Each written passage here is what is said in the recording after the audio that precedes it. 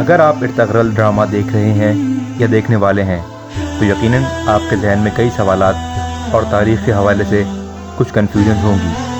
مثلاً ارطغرل تھا کون، خلافت عثمانیہ کیا تھی، ترکوں کا اسلام سے رشتہ وغیرہ وغیرہ. اگر آپ یہ چیزیں آسانی سے کلیئر کرنا چاہتے ہیں تو اگلے 10 منٹ آپ کے لیے فائدہ مند ثابت ہوں گے. خلافت عثمانیہ کی تاریخ کو سمجھنے کے لیے ضروری ہے کہ گفتگو کا آغاز 7ویں صدی عیسوی سے کیا جائے. حجاز مقدس میں دین اسلام کی آمد ہوئی جو دیکھتے ہی دیکھتے پوری سرزمین عرب میں پھیل گیا. اعلیٰ حکمت عملی اور نظم و ضبط کی بنا پر ابتدائی سالوں ہی میں عظیم سلطنت روم اور سلطنت فارس کو شکست دی گئی. خلافت راشدہ بالخصوص حضرت عمر کا دور اسلامی فتوحات کے حوالے سے نہایت شاندار رہا. مسلم سلطنت وسطی ایشیا سے افریقہ 22 لاکھ مربع میل تک پھیل گئی. ساسانی سلطنت کا خاتمہ ہوا اور قبلہ اول بیت المقدس بھی مسلمانوں کے قبضے میں آیا. حضرت عثمان کے دور میں طبرستان کا پورا علاقہ بھی فتح ہوا. اس کے بعد امیہ سلطنت معرض وجود میں آئی اور فتوحات کا عظیم سلسلہ یوں ہی جاری رہا. اسلامی سرحدیں مشرقی ایران، ترکمانستان، سندھ و بلوچستان، الجزائر، مراکش تک پھیل گئیں. سمرقند، تاشقند اور بخارا بھی اسلامی سلطنت کا حصہ بنے.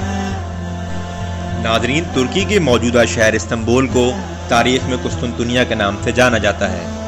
قسطنطنیہ کی فتح شروع ہی سے مسلمانوں کا خواب تھی کیونکہ یہاں صدیوں سے عیسائیوں کی بہت مضبوط سلطنت جسے سلطنت بائزنطینیہ یا بائزنٹائن امپائر کہا جاتا ہے وہ قائم تھی اور دنیا بھر کی سازشوں میں مصروف عمل. حضور پاک نے قسطنطنیہ پر حملہ کرنے والے دستوں کے لیے جنت کی بشارت دی جس نے مسلمانوں کے جذبوں کو مزید پختہ کر دیا.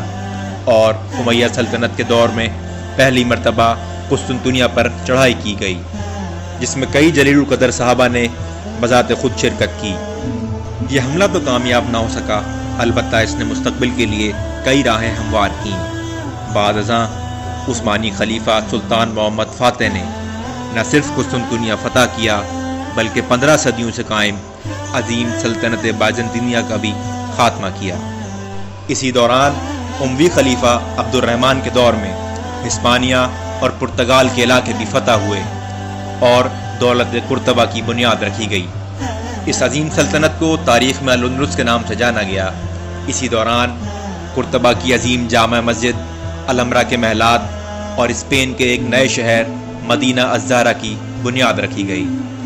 بائزنطینیوں سے مسلسل جنگوں سے سلطنت کمزور پڑ گئی، اناتولیا میں پیش قدمی رک گئی. خلافت عباسیہ کا دور ہر حساب سے اسلامی تاریخ کا سنہرا ترین دور قرار پایا. مسلمانوں نے علم و ادب، فن، طب اور سائنس، الغرض ہر شعبے میں خوب ترقی کی. تاہم یہ دور 13ویں صدی کے نصف میں تاتاریوں کے شدید حملوں اور ہلاکو خان کی بغداد پر چڑھائی کے باعث اختتام کو پہنچا. کہا جاتا ہے کہ علم و ادب کے مرکز بغداد کو اس طرح تہس نہس کیا گیا کہ کتابوں کی سیاہی سے جہاں ایک دریا کا پانی سیاہ تو مسلمانوں کے خون سے دوسرے دریا کا پانی سرخ ہو گیا. خلیفہ متسم باللہ کو بھی قتل کر دیا گیا. اسی دوران کاکوکس کے علاقے میں کئی ترک سلجوق قبائل آباد تھے. پوری دنیا کی طرح یہ بھی تاتاریوں کے حملوں سے شدید پریشان تھے. جب قحط بھی آن پڑا تو ان خانہ بدوشوں نے وسطی ایشیا کے وسیع میدانی علاقوں کا رخ کیا اور یہاں آباد ہو گئے. یہ محنتی اور بہادر تھے. کچھ ہی عرصے میں ان کا اثر و رسوخ اتنا بڑھ گیا کہ انہوں نے 1940 میں وسطی ایشیا میں سلجوق سلطنت کی بنیاد رکھی. تغرل بیگ اس کے پہلے حاکم بنے.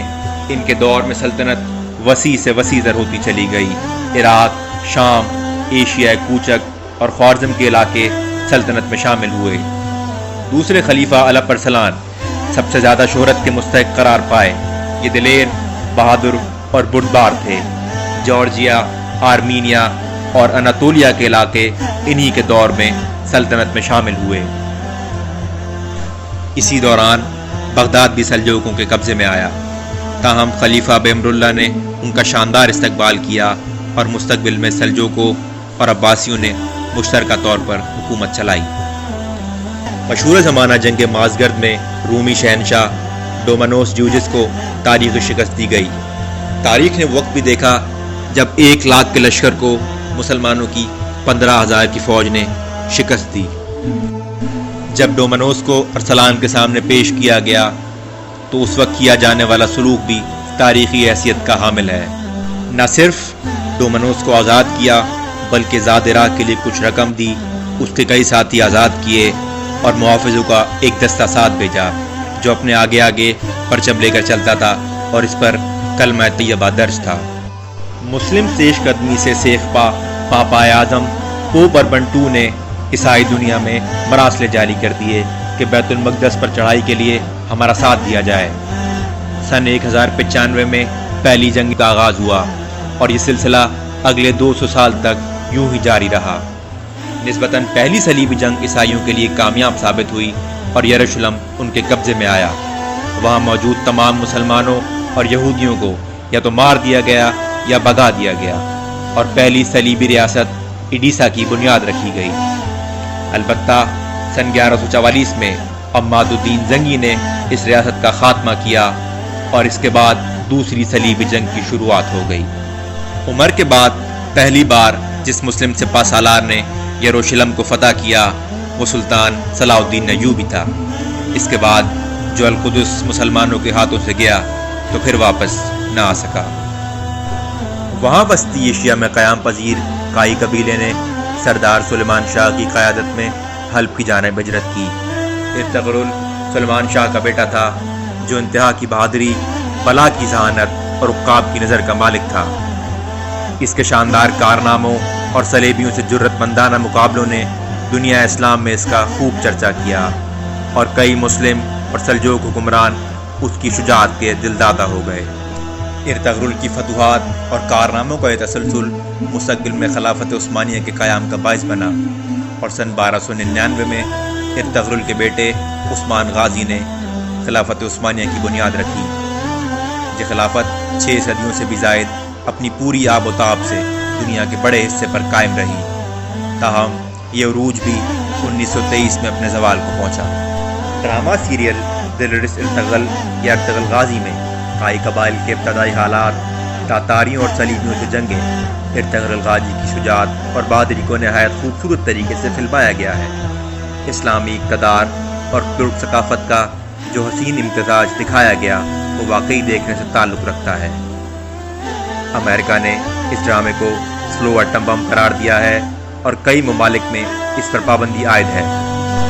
یہ خلافت کا ڈر کہیے یا 1923 میں ختم ہونے والے معاہدہ لوسان کا خوف، بہرحال اس سیریل نے جہاں مسلمانوں میں خلافت کے احیاء نو یعنی ریزریکشن کی ایک نئی روح پھونک دی ہے، وہیں باطل کے ایوانوں میں بھی ہلچل برپا کر دی ہے۔ مزید تاریخی حقائق اور ارطغرل غازی کی مختصر مگر جامع کہانیوں کو جاننے کے لیے ہمارے ساتھ جڑے رہیے اور ہماری ویڈیوز کو آگے شیئر کیجیے۔